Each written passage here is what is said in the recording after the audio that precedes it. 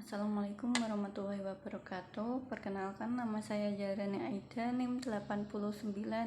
Saya di sini akan menjawab pertanyaan dari Mas Dida Fernanda Putra.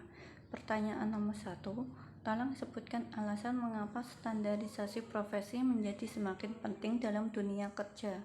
Pertanyaan nomor 2, bagaimana apabila terjadi dalam hal pelanggaran penerapan standar profesional akuntan publik atau SPAP, misal yaitu munculnya akuntan publik palsu yang pada akhirnya membuat laporan audit yang palsu juga, sanksi apa yang bisa dikenakan dalam hal pelanggaran tersebut? Langsung saja untuk jawaban nomor 1, yaitu masih banyak lulusan pendidikan tinggi yang dinilai tidak siap pakai, sehingga saat bergabung dengan sebuah organisasi, sumber daya manusia tersebut tidak mampu mendukung peningkatan kapabilitas organisasi. Hal ini salah satunya terjadi karena perkembangan teknologi kerja tidak diikuti dengan perkembangan kurikulum yang sesuai. Di sisi lain, organisasi pun tidak selalu mampu menetapkan kompetensi seperti apa yang harus dimiliki untuk menduduki posisi atau pekerjaan tertentu. Karena itu, kerap terjadi adanya ketidaksesuaian antara kompetensi real yang dimiliki karyawan yang ada saat ini dengan kompetensi standar yang menjadi tuntutan pekerjaan atau profesi, yang pada akhirnya berakibat pada tidak tercapainya sasaran kinerja dan lemahnya daya saing organisasi. Untuk itu, diperlukan standarisasi kompetensi. Standarisasi menjadi semakin penting pada era bisnis global, bisnis yang bisa berlangsung antar negara. Tenaga kerja asing dari berbagai bidang pekerjaan dapat bebas masuk ke Indonesia dan menjalankan praktik usaha. Persaingan tidak lagi terjadi hanya antar individu atau antar organisasi dan perusahaan, tetapi sudah antar negara. Dengan adanya standarisasi profesi, diharapkan akan tercapai the right man with the right competence untuk pemenuhan tugas dan tanggung jawab pada pekerjaan atau profesi tertentu sesuai dengan tuntutan organisasi dan lingkungan. Di negara-negara maju, standarisasi profesi sudah dilakukan, misalnya lewat National Vocational Qualification di Inggris atau National Organization for Competence Assurance di Amerika Serikat. Adapun di Indonesia, berdasarkan Undang-Undang Nomor 13 Tahun 2003 tentang Ketenagakerjaan, pemerintah telah membentuk BNSP atau Badan Nasional Sertifikasi Profesi, sebuah lembaga independen yang bekerja untuk menjamin mutu kompetensi dan pengakuan tenaga kerja pada seluruh sektor bidang profesi di Indonesia melalui proses sertifikasi.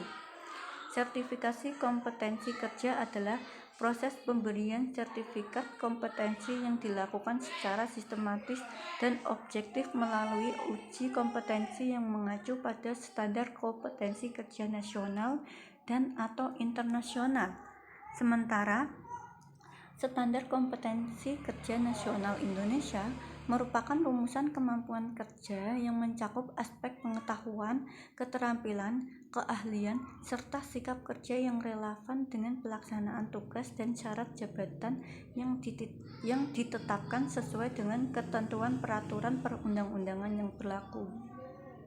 Untuk pertanyaan nomor 2, bagaimana apabila terjadi dalam hal pelanggaran penerapan standar profesional akuntan publik atau SPAP, misal yaitu munculnya akuntan publik palsu yang pada akhirnya membuat laporan audit yang palsu juga, sanksi apa yang bisa dikenakan dalam hal pelanggaran tersebut? Jawabannya yaitu kasus tersebut seakan mendorong kita semua akan memperhatikan aturan hukum terkait praktik akuntan publik di Indonesia. Adapun hukuman menanti akuntan publik yang nakal antara lain sebagai berikut. Yang pertama yaitu sanksi administratif dari Menteri Keuangan. Pengawasan atas profesi akuntan publik merupakan ranah kewenangan Menteri Keuangan jika melihat Undang-Undang Akuntan Publik. Pengawasan tersebut salah satunya bermuara dalam bentuk pemberian sanksi administratif yang diberikan jika terjadi pelanggaran administratif. Sementara bentuk sanksi administratif yang ada yaitu rekomendasi untuk melaksanakan kewajiban tertentu. peringatan tertulis, pembatasan pemberian jasa kepada suatu jenis entitas tertentu, pembatasan pemberian jasa tertentu, pembekuan izin, pencabutan izin, atau denda. Denda dapat dikombinasikan dengan sanksi administratif lain dan masuk ke kas negara pos penerimaan negara bukan pajak atau PNBP. Yang kedua yaitu sanksi administratif dari OJK. Bentuk pelanggaran yang dapat dilakukan atas pihak yang melaksanakan jasa keuangan adalah melakukan pelanggaran terhadap peraturan OJK itu sendiri, menunjuk KAP atau akuntan publik tanpa pertimbangkan usulan Dewan Komisaris atau usulan Dewan Komisaris dalam penunjukan KAP atau akuntan publik tidak memperhatikan rekomendasi Komite Audit. Sementara sanksi administratif yang dapat diberikan kepada akuntan publik adalah sebagai berikut: teguran tertulis atau peringatan tertulis, denda, pembekuan pendaftaran atau pembatalan pendaftaran. Yang terakhir yaitu sanksi pidana. Sanksi pidana yang dapat diberikan adalah dalam bentuk pidana penjara atau denda. Proses pemberian sanksi pidana melibatkan pihak kepolisian, kejaksaan, pengadilan, dan pihak-pihak lainnya.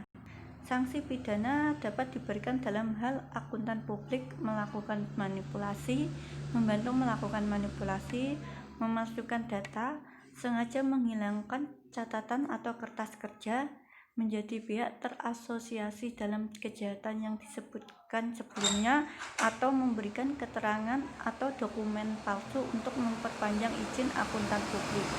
Itu yang dapat saya sampaikan. Kurang lebihnya mohon maaf. Wassalamualaikum warahmatullahi wabarakatuh.